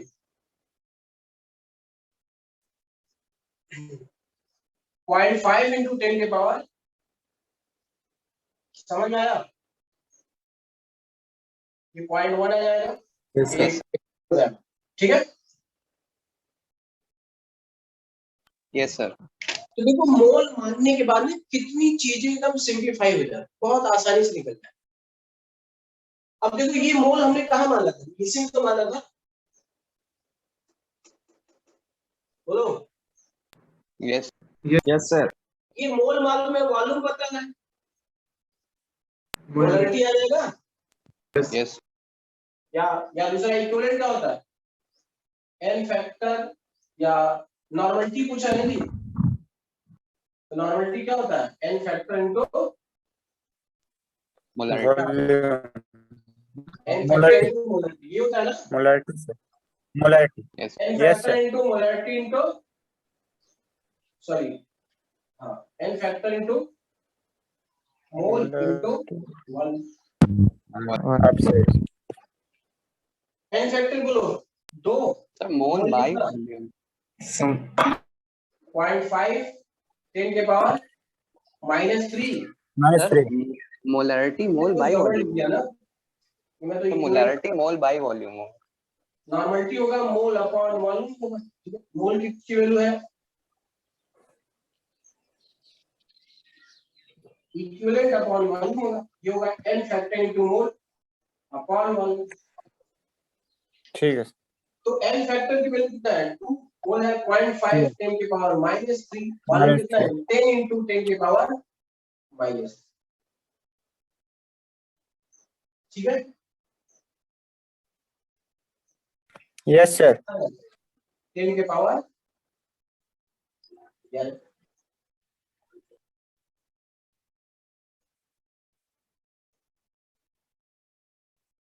ठीक है, आसान है। Yes sir yes sir. तो चलो टाइम हो गया है, आप जो है ना आप जो पैकेज से आप बहुत सारे क्वेश्चन बना सकते हैं, लेकिन एक तो n फैक्टर वाले हैं, सारे n फैक्टर वाले बना लेना है, ठीक है, और उसके Yes, sir. बाद जो कैलकुलेशन वाला पोर्शन है उसके शुरू के 10 क्वेश्चन आप ट्राई कर लेंगे, नहीं आया कोई बात नहीं। वैसे अगर इस समझ गए होगे ना, जिसका दिमाग चल रहा हो वो पूरा ही लगा सकता है, इसके बाद वो पूरा ही लगा सकता है, लेकिन मैं कुछ और इलस्ट्रेशन और बैक टाइटेशन और भी कुछ चीजें भी आगे बताऊंगा, ठीक है। तो ठीक है प्रोसेस बस समझना, ठीक, प्रोसेस समझोगे और मान के चलोगे कुछ भी आ जाएगा, कोई भी कैलकुलेशन हो बहुत सिंप्लीफाइड वे में बिना किसी, ठीक है ना, कंफ्यूजन के करते चलेगा, ठीक है, यस सर ठीक है, okay, thank you. Thank you sir thank you sir. Thank you sir. Thank you, sir. Thank you, sir.